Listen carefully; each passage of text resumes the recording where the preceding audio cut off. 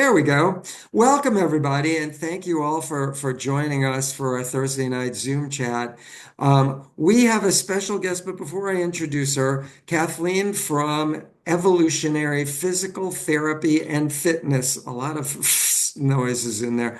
Evolution Physical Therapy and Fitness. There's another Evolution Physical Therapy and Fitness, pretty much kind of like Starbucks coffee on every street corner, I think. They have one in almost every community. Um, we do work with a physical therapist out in Balboa because I don't think you guys have one out in the valley, do you? No. Um, yeah, so those of you in Balboa, we have Coach Jessica, but that's you if you're out there, you'll meet her. At any rate, we are honored to have Kathleen from Evolution.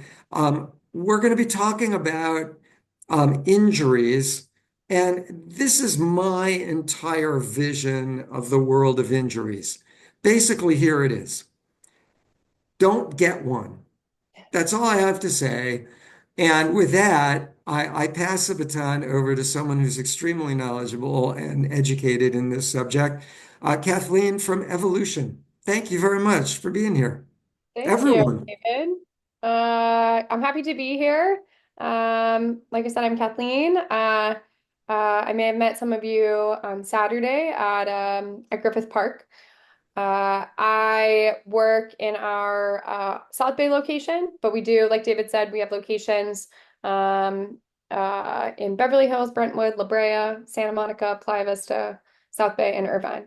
Um, so my intention for today is I'm going to take you all through our runner's skills checklist.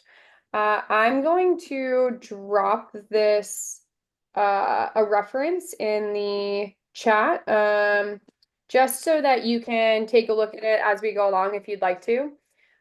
This is a battery of 6 tests that two of my coworkers, also runners, Michael Herr and Devin, put together. And the three of us use it with, most of our runners. We feel like um, uh, it's a really good assessment to figure out where deficits are.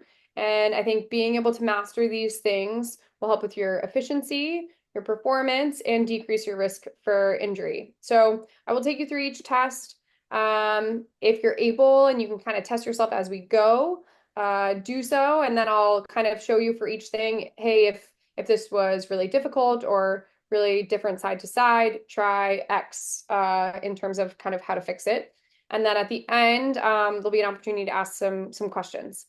So let's get going. I'm going to be moving the laptop around, camera around, just as I kind of show you different things. So first thing is toe yoga.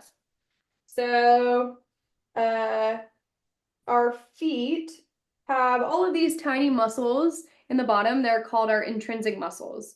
They help us control and absorb shock when our foot hits the ground. They help us with our push off when we're running or walking. And oftentimes we spend most of our time in shoes. So some of these muscles end up getting a little bit weaker because the shoe does the support versus using these muscles. So for toe yoga, the goal is to place your big toe down on the ground while you lift your other 4 toes straight up, and then reverse it. Place 4 toes down, lift big toe up. And see if you can alternate side to side between those two. Now we're just looking to see that we can kind of move big toe separately from 4 toes. But I would also take note if you're doing this and you're noticing you're kind of having to grip a lot with your toes. That tells us that there's some weakness in these smaller muscles. If uh, if you can't do that, the best way to improve that is actually just to practice toe yoga. So much of that is just a brain muscle connection, and you'll be really amazed if you work on this just a little bit every day. You will get the hang of this. And then it's one of those things that kind of once it clicks, then you can do it, it doesn't, you don't really lose it. But being able to kind of use some of those smaller muscles will be really helpful when our foot hits the ground. Those muscles help us cushion, absorb shock. Sometimes if we see weakness in these, that can contribute to things like plantar fasciitis and all sorts of kind of foot things. All right, our next test, we're going to look at our ankle mobility. So you'll set yourself up. If you have access to a wall nearby, you can use a wall. If you don't have you're not close to a wall, if you have a foam roller, you can use a foam roller. So ankle dorsiflexion is this angle. So when our knee comes forward over our ankle. When we run, having enough range of motion in this direction and walking, we need even more with walking.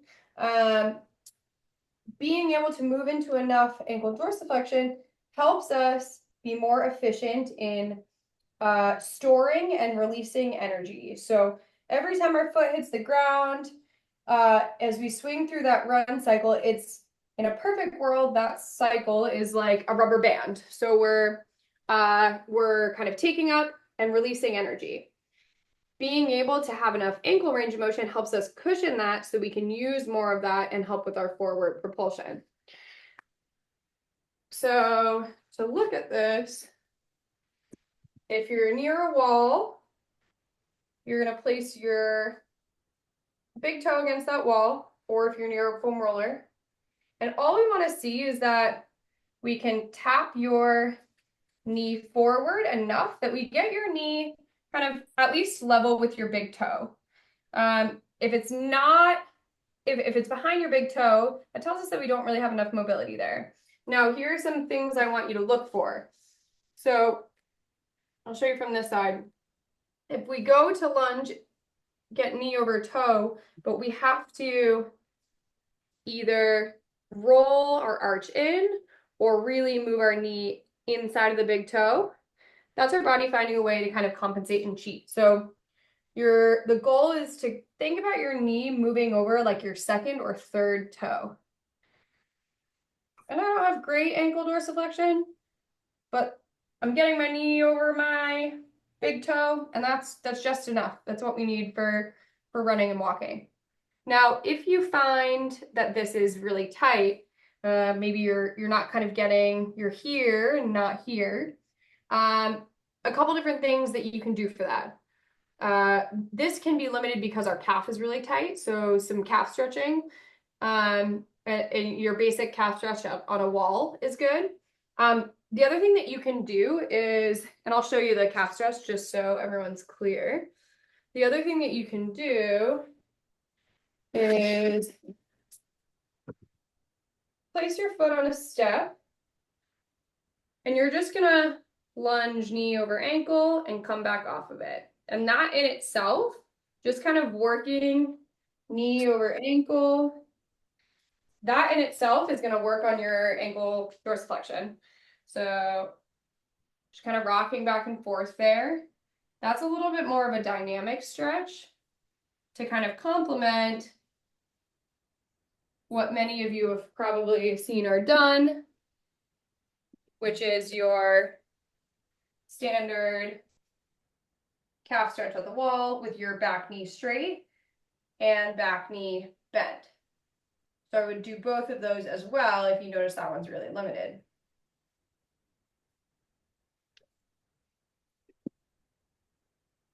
All right.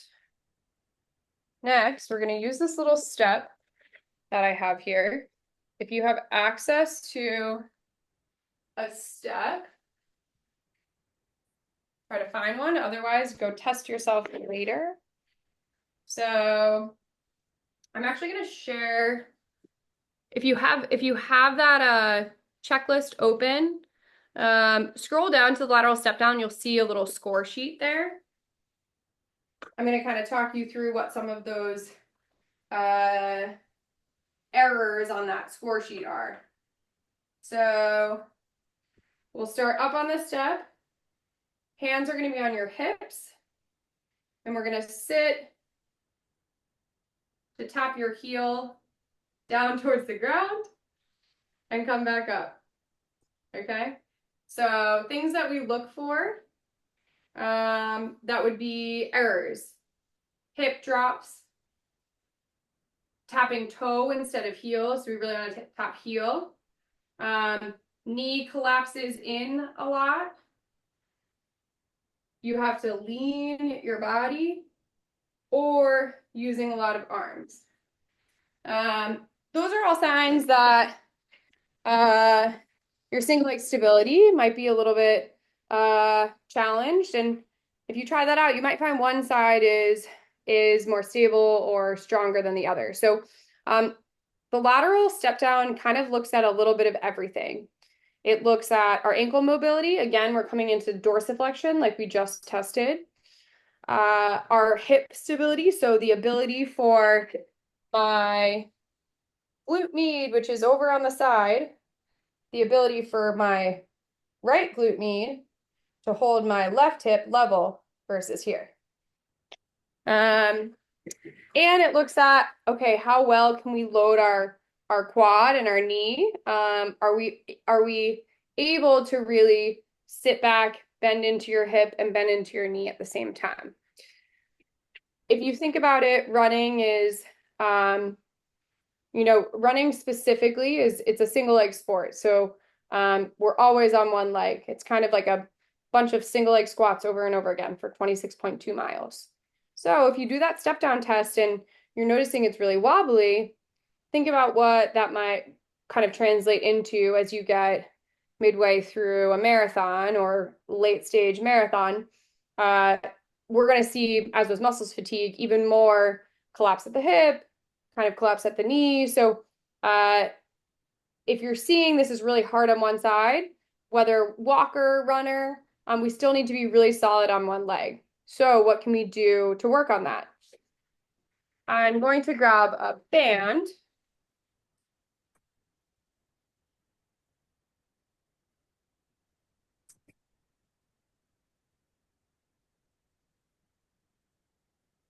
And, I think you can, if this is really difficult for you, find a lower step and you can just practice this. That in itself is probably the best exercise for this. If that is really difficult, then you can practice sitting down into a single leg squat to a chair, not a rolling chair. Do not do what I'm about to do. So sit one leg out. We're going to slow 1, 2, 3, sit down to the chair, and then stand back up. Another option is we sit back, slow 1, 2, 3. If it's really hard to stand back up with one leg, stand back up with 2. And then slowly work your way into being able to do that lateral step down.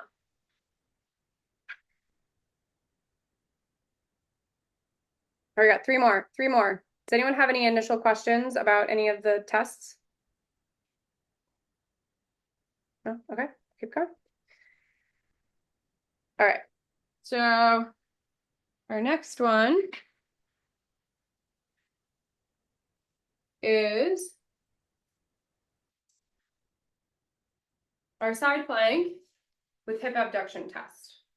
So we're going to start, and I'm going to show you from 2 views so you can see what this looks like from the side. So our starting position, we want our elbow in line with our hip, in line with our knee. Then we're going to press up into a side plank here, and then we're going to lift the top leg up and back. We'll hold there. The goal is to hold this test for 30 seconds. It's really hard.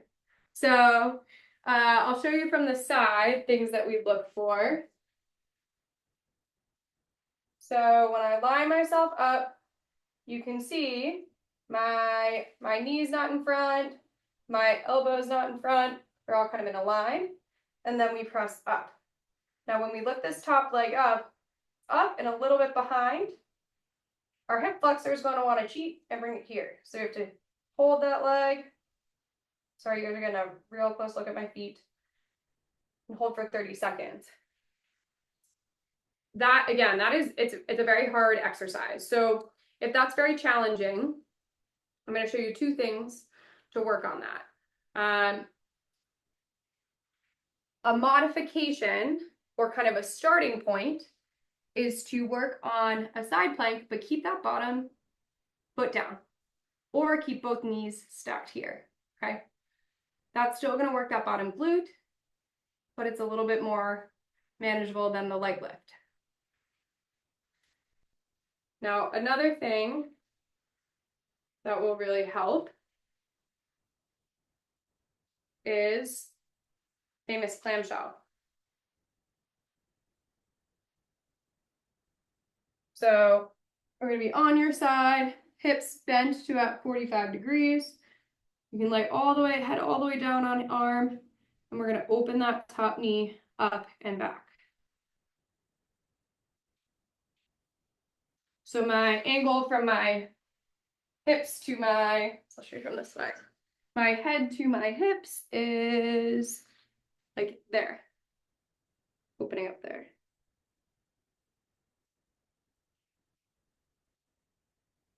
And then to make this, you know, I want you to be able to master at least the side plank on knees and be able to master the clamshell. But then we need to be able to take those exercises and make them more functional. So carry over to running and walking. This is my go-to lateral glute. This will help with your lateral step down too, strengthening exercise or activation exercise. This is a really good one to do before running. So we're sitting all of our weight into this glute. My knee doesn't move.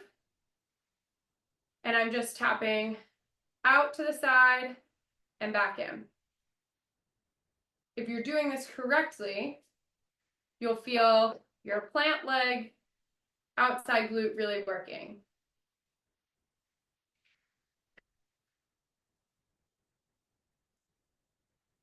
All right, we have two more.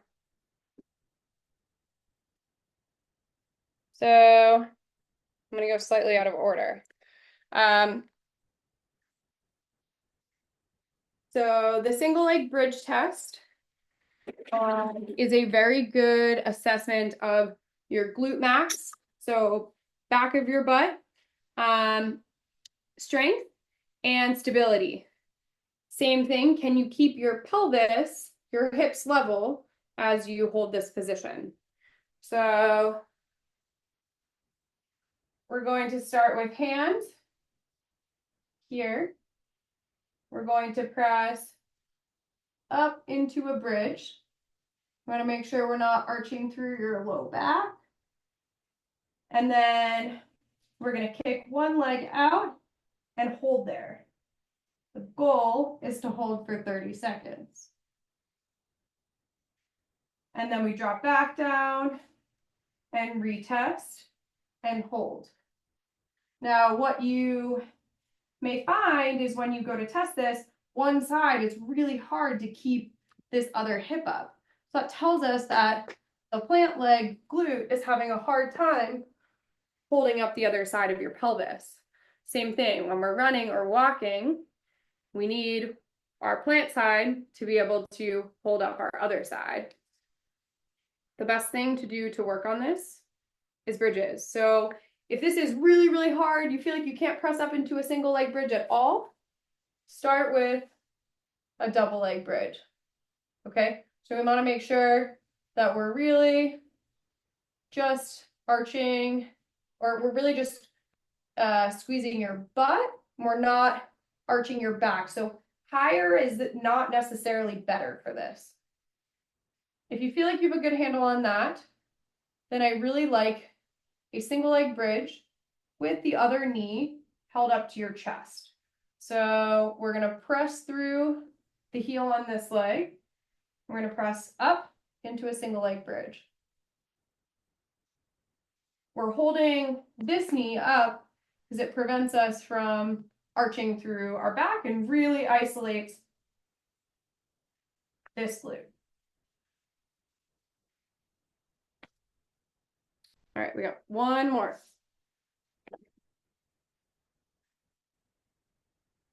So our last test is a single leg calf raise test. I'm going to show you the test and then we'll talk about how to score it. And I'm going to share my screen for our scoring sheet. So hands are against a wall. So we're not worried about our balance. We're going to lift one leg up. We're going to press all the way up, all the way down. And I want you to do as many reps as you can through your whole range of motion. So if you start to feel like you can't get up the full height, it's time to cut it off. If you start to notice you're bending your knee to get up, it's time to cut it off. We really want to see knee straight all the way through that heel raise, all the way up, all the way down. Our calf complex is really important. The highest forces occur in your body with running in your calf complex more than any other muscle group. So we have two muscles in our calf. The soleus is the deeper muscle, and then our gastroc is the bigger, more superficial external muscle. Our soleus needs to be able to absorb forces up to 6.5 to 8 times our body weight with running, and our gastroc 2.5 to 3 times. With running, those forces are a little bit lower, but you still need to use your calf to absorb, or with walking, with walking, I don't know if what I said, but we still need to, the forces are lower, but we still need to use our calf a lot when pushing off and absorbing shock. So it's important for both. In terms of performance, it helps us with that kind of energy return, that cycle I talked about earlier. And really, really important from an injury standpoint. So if we see calf weakness, that's when we can see plantar fasciitis, we can see Achilles tendonitis, we can see calf strains, all sorts of things down the chain at your foot. So this one's really important. I'm going to share my screen so I can show you this score sheet. So there we go. So look at this chart. I think it's a really good, clear depiction on kind of the goals for your single heel raises based on age and gender, especially when we think about, the demands of running and walking. Calf strength also really helps with balance too. It helps decrease falls risk. So super important just to keep our calves strong throughout our kind of age and lifespan. I would say most people that come into PT with me, the first time we test this, are really, most of my runners and walkers are really far from these normative values. So definitely, I think an area that I notice needs work pretty often. And the best thing to do initially to work on your calf strength is to do heel raises. So you want to do, if those are really hard, you feel like you can't even do a single, then do double leg heel raises to start, and then progress to single. You should be able to kind of nail those repetitions for your age and gender on that chart. And then eventually you want to do calf strengthening with weights as well. All right. What questions do we have?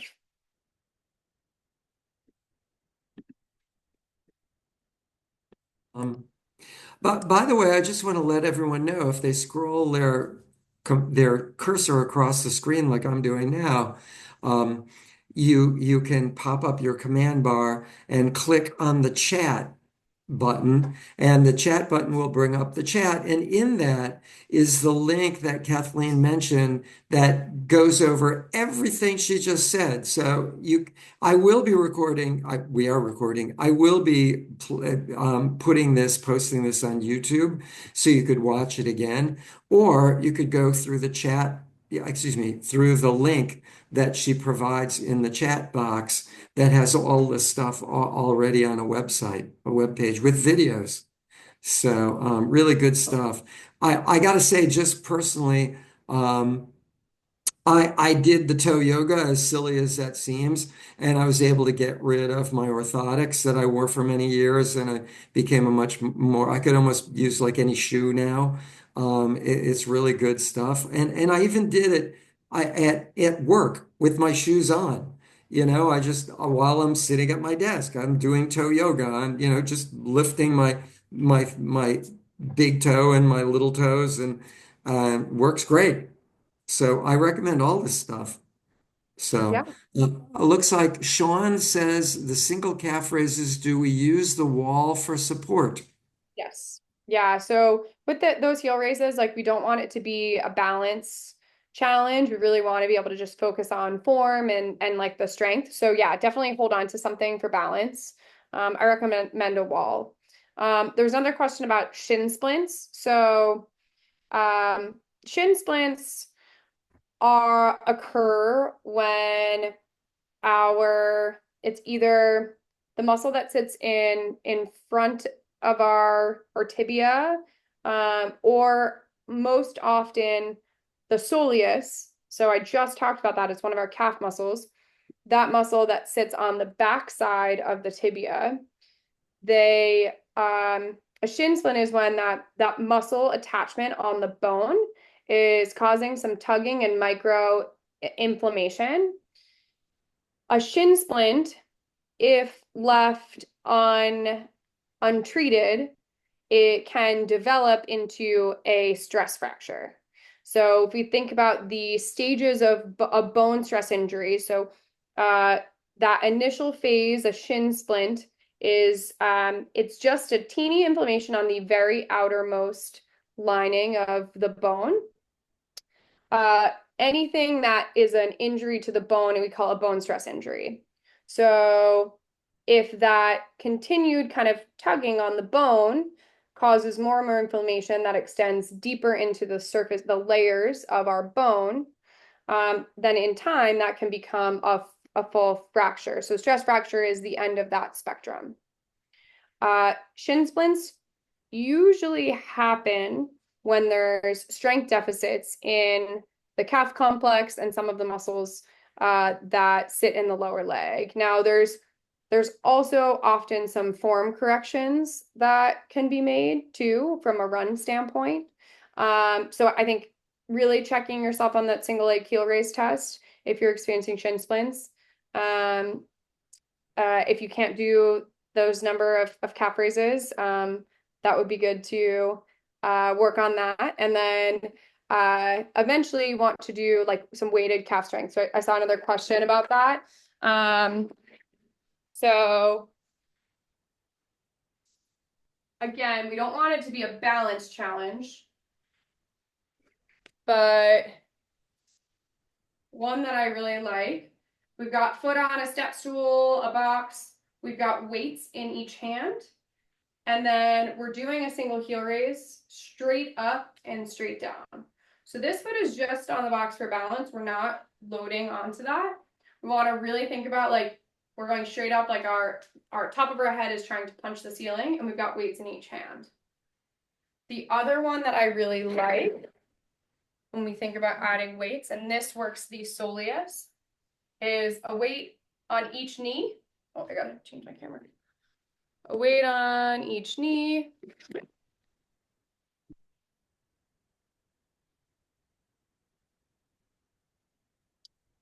Here and here. And then we're not quite in a 90-degree wall sit. We're just off of that. We're going straight up and straight down in your heel raise. So this is going to work the soleus, the deeper of those two calf muscles. Oftentimes with shin splints, I think the calf strength is number one. And then I would definitely kind of look a little bit into your run form. Maybe talk to Coach David too, because I think we may see like decreased cadence and overstriding, and that can cause contribute to shin splints as well. Yeah. And we will continue to do video gait analysis, though not this weekend, but in the future, the weekend after this, certainly at Santa Monica and Balboa Park, and eventually again in Griffith Park when I'm there next. Great. Um, Yeah. For running form. Other question. Should we be going through the checklist once you can do all the exercises at regular intervals? I think it's if say you're training for LA, I think it's good to do it kind of now, early season. And you can, as you've seen, like you can apply a lot of those tests. Those can be your exercises too. I showed you some extra ones and you'll be able to go back and reference this recording, but single leg bridge test, you master that. Just make sure you're doing some single leg bridges throughout your training cycle. The side plank, that's an exercise I give to almost all of my runners. So you can kind of, your heel raises, right? Like you can take a lot of that, and that the test can be your kind of your prehab, your injury prevention. I think like taking yourself through that checklist before you enter a marathon cycle, like kind of checking in a couple times a year is good. I don't think you need to like, test yourself every month. But I think definitely make sure it's not just I do the test, I figure out what I'm bad at, I get better at it, and then I don't do it again because then it'll go back to the way it was.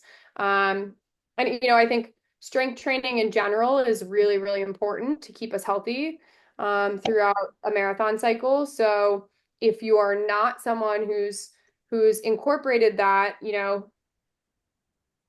adding in some strength training with weights, it's kind of counterintuitive, but it does really, really help running performance and decrease your injury risk. Um, I'm always a resource for that if you're not quite sure where to start. And then if you go to Evolution's blog, I'll drop the link just to the run specific blogs. There's actually a bunch of blog posts that are like, strength training with weights for the runner. So there's some good tools there that you could kind of use as a guide to start. Great. Angela says that was great. Thank you for demonstrating for us. And I should tell all of you, well, first of all, Kathleen obviously is a person who wears many hats, and all of them are probably on the wall behind her. I'm looking at all the hats behind you on the wall. But Kathleen was in one of, you should know, Kathleen was one of the first runners that I saw in the faster groups that made it to the top of the hill in Griffith Park last week. So she is definitely one of us as a Mm. runner, Yeah, yeah, I love an it. That was athlete. fun. I had a great time. Yeah. Yeah, And are you guys then are went down the mountain. Oh, what's that? I'm sorry. my wall is covered with my wall in this guest bedroom is covered with golf paraphernalia. That's my husband. Oh. And after she ran to the top of a mountain, then she went down and helped out with people and their issues, with running. But Sean says after running downhill at Griffith Park, descent 400 foot over 3 miles, had a dull soreness in the lower mid back. Is there a strategy to run downhill? Yes. Or something we need to strengthen to avoid that pain. Pain went away after a couple Mm. days and now it's gone, by the way. Mm. Yes. So oftentimes, um, so the back pain that happens after running downhill is usually because on the downhill we're running a little bit we're like leaning back instead of leaning kind of forward into the slope of the hill. So if we're running downhill and we're heavy on our heels and we're kind of leaning back here, that's just a lot.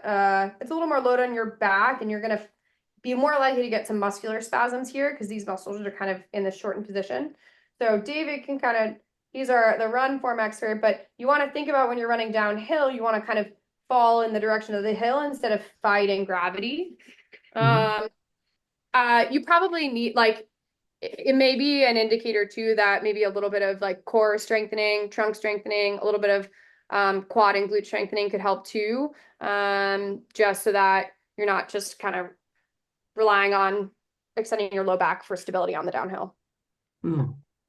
I find also less pounding can be achieved by just touching Mhm. the ground more often. In other words, the run rhythm that you normally do, if you just kind of double time it and just pick up your feet and put them down really short, quick strides, you're supporting the weight of your body more often by touching down more often on the ground.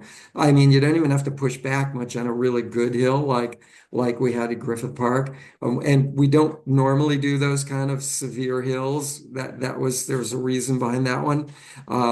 But yeah, just pick them up and put them down more often. Just kind of double time it. That's all I got. Oh, Lolette says, thanks, Kathleen. Janie, thank you, Kathleen, for your advice on my knee. Janie is at Griffith Park, and you helped her with her knee. Working on my quad strength this week and going forward. Go, Janie.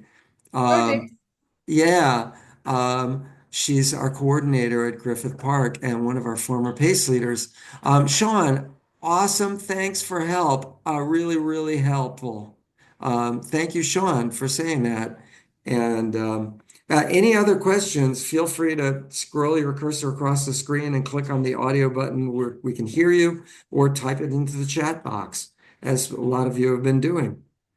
And I don't know if anyone else has any questions. I think this kind of stuff is so important, especially early season. I can tell you about the schedule. Andrea says, any tips for PES hamstring abductor issues? Oh, there's a good one. Hamstring and abductor issues. Um, I have more questions. Um, is it like upper hamstring? Uh,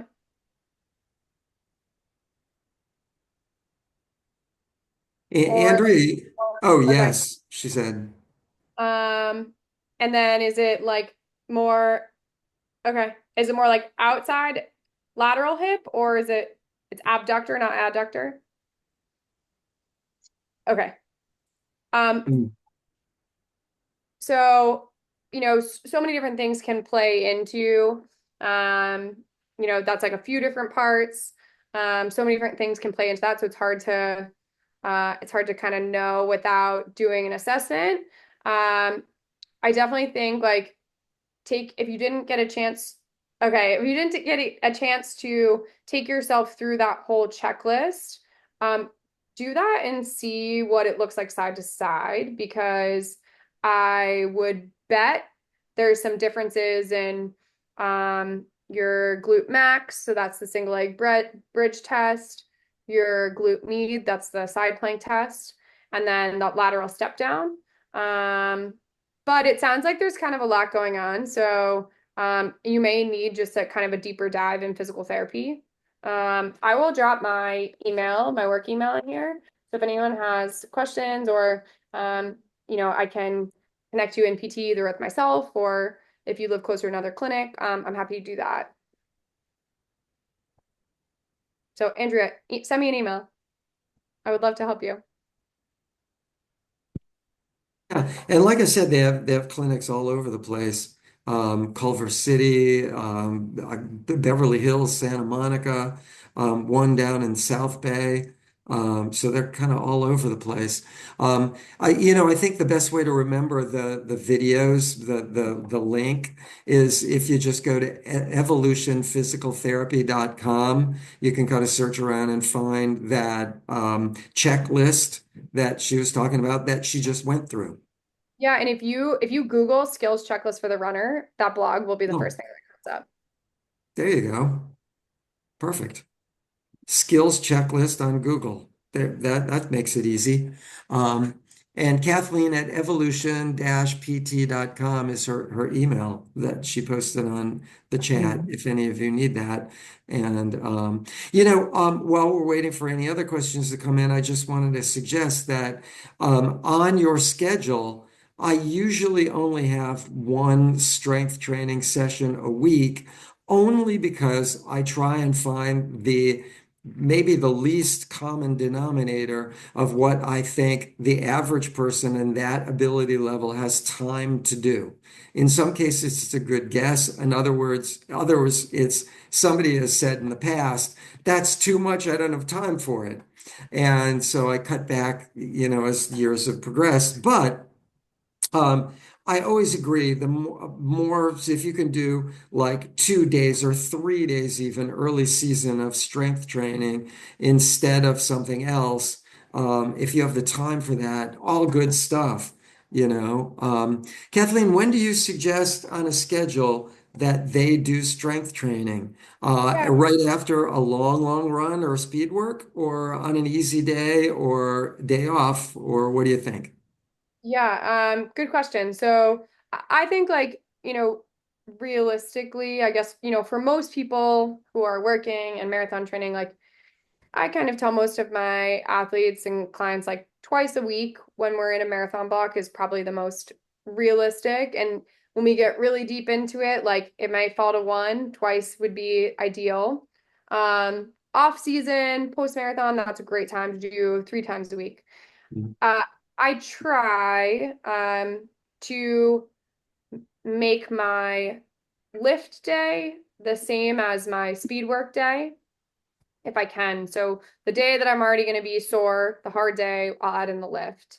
Um, in a perfect world, I have trained for marathons and done my second lift the day of the long run, but it's a really long day and Mm. it doesn't, the last 2 marathons I trained for, I realized I couldn't make it work.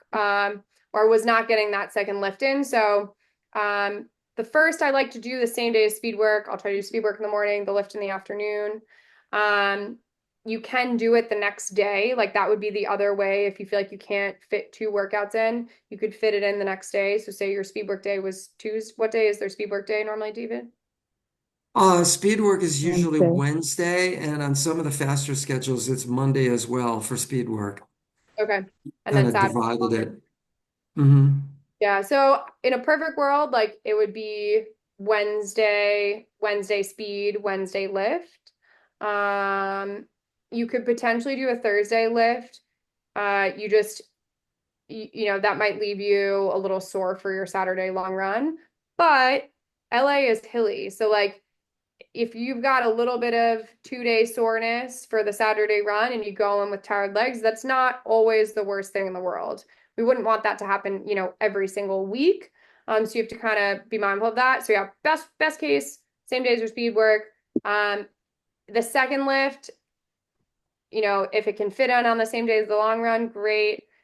I most recently have been doing it the next day.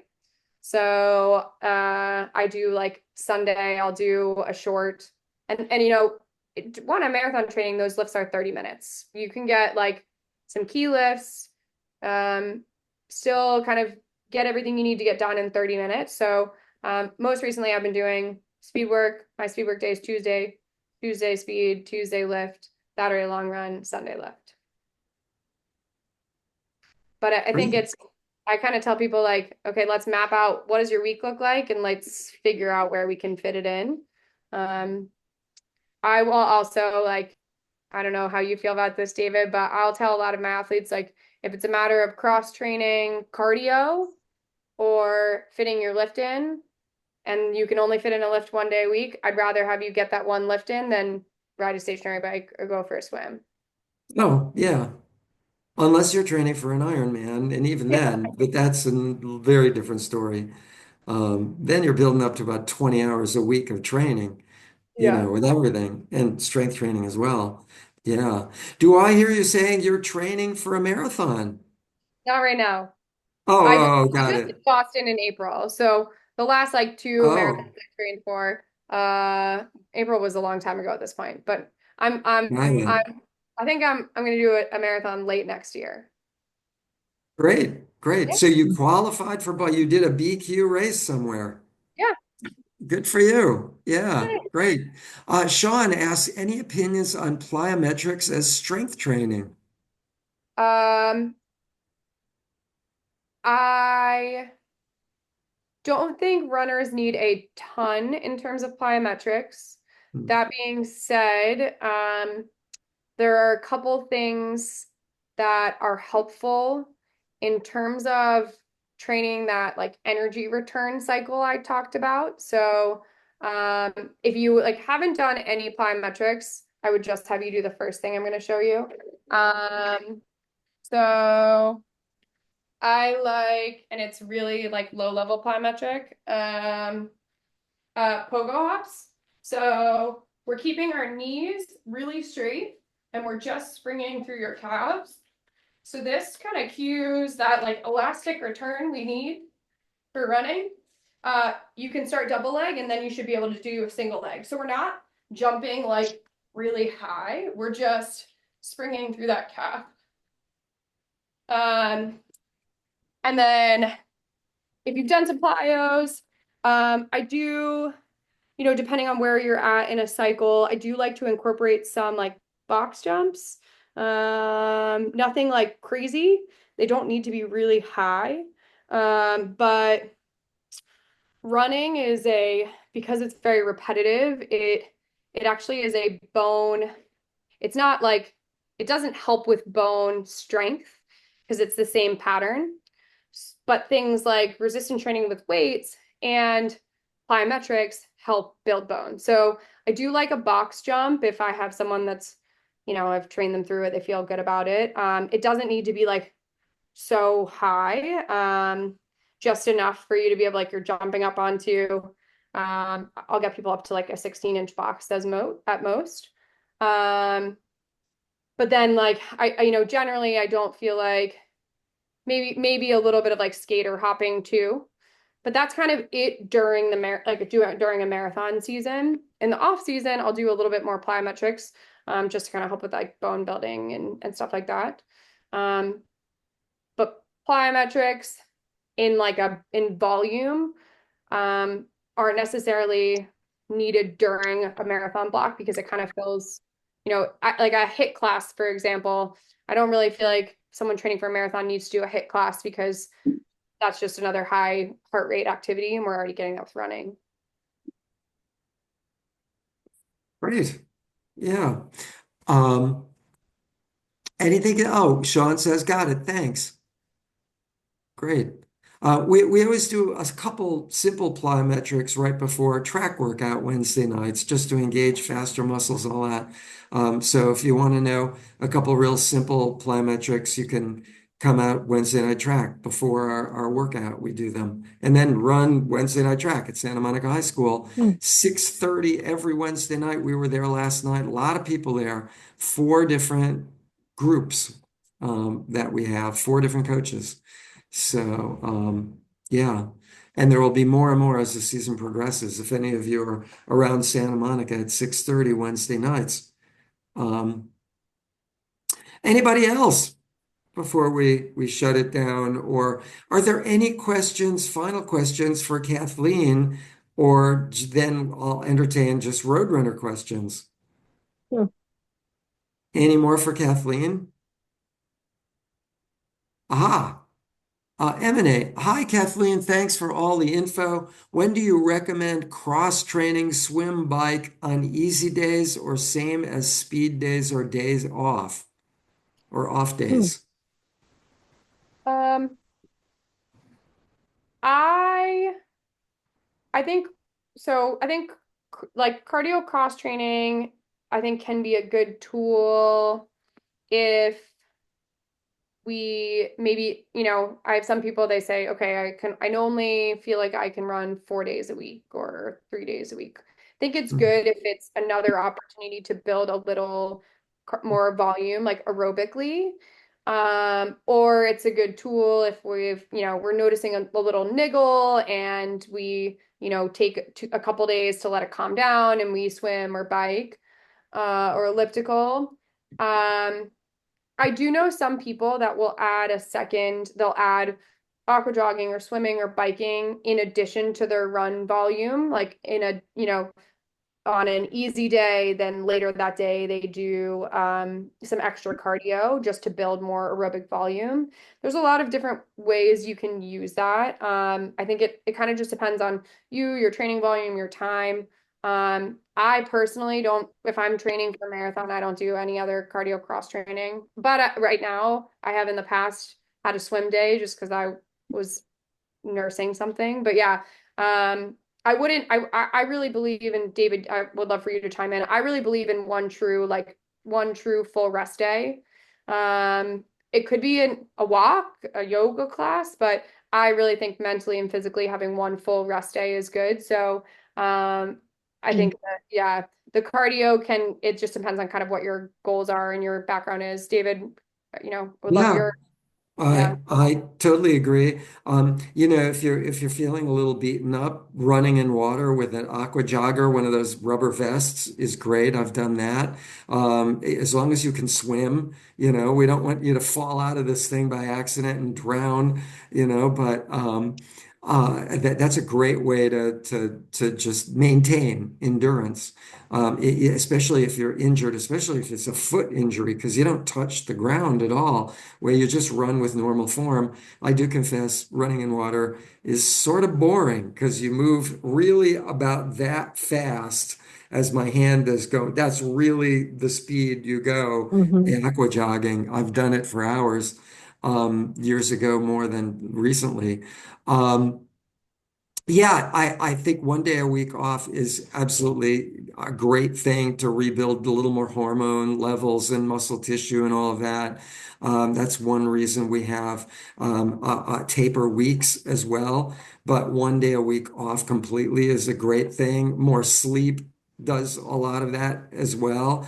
I think it's really an individual thing if you're feeling beaten up, if you find yourself that you're slowing down and not able to maintain the pace as you were before. You are overtraining. Take a day off wherever you are at, whatever you're supposed to be doing. Just take the day off. And that's okay too. That's actually will help you come back. In some cases, even 2 days off if you've been Mhm. overtraining too long. Um, so yeah, you need that kind of zigzag of up and up and up, but day off and taper weeks and of doing more and more and more. By the end of the season, you're way up there. Um, but yeah, it's not just a lateral build with no breaks at all. So yeah, that would tear you down too much. I think I covered all of that. Um, Anything else, you guys? Uh, oh, M&A said thanks, and thank you for asking that question. Anybody else? Any more questions, either verbally or in the chat box for Kathleen? Going once, going twice.